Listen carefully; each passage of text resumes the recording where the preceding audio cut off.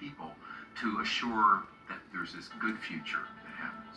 And so in the end, the solution is not physical, not least because there is no physical. It's perception.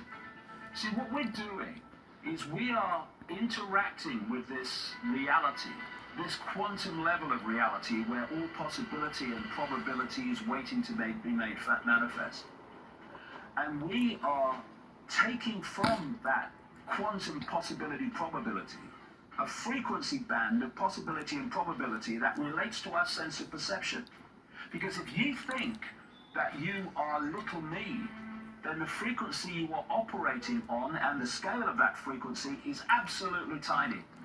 But when you self-identify and say, actually, I'm all that is, has been, and ever can be, having this experience, then you start to operate not only on a much higher frequency, but a much more expanded level of frequency.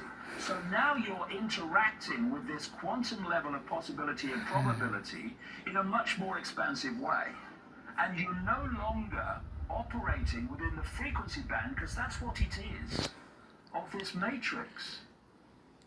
You might still be perceiving it, but it's not. You're not being deceived by it, because you're no longer controlled by its perceptions, because you're somewhere else now.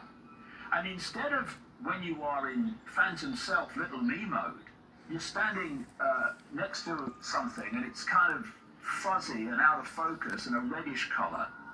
You're trying to work it out. You start to step back as you expand your awareness. Suddenly you're seeing, actually, it was a brick. And actually, the brick's part of the wall, and the wall's part of the house, and part of the street. And suddenly, as you expand your awareness by expanding your sense of self, that's how it's done. Who is the I? Ethel on the checkout, or all that is, has been, and ever can be. You're now at the top of a hill, and you can see the panorama.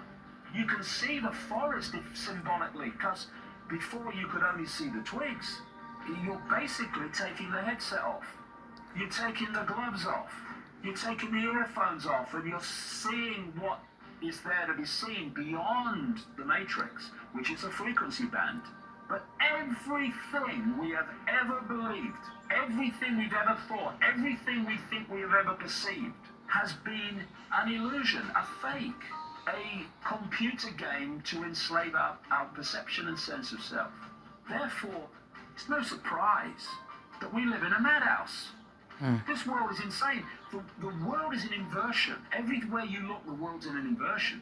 And what we have been manipulated to do, well, those that have not stepped off the stamp, with somebody else's sim, to believe that complete insanity is sane, and that people who are sane are insane. right? It's They an call me inversion, crazy. and it's an inversion on purpose. It's an inversion that's systematic, and it's an inversion that must be righted if we're going to change this, because you do not change the road you're walking down by continuing to walk down it. You change by changing direction. Even more than that, you change by changing perception, and then everything changes.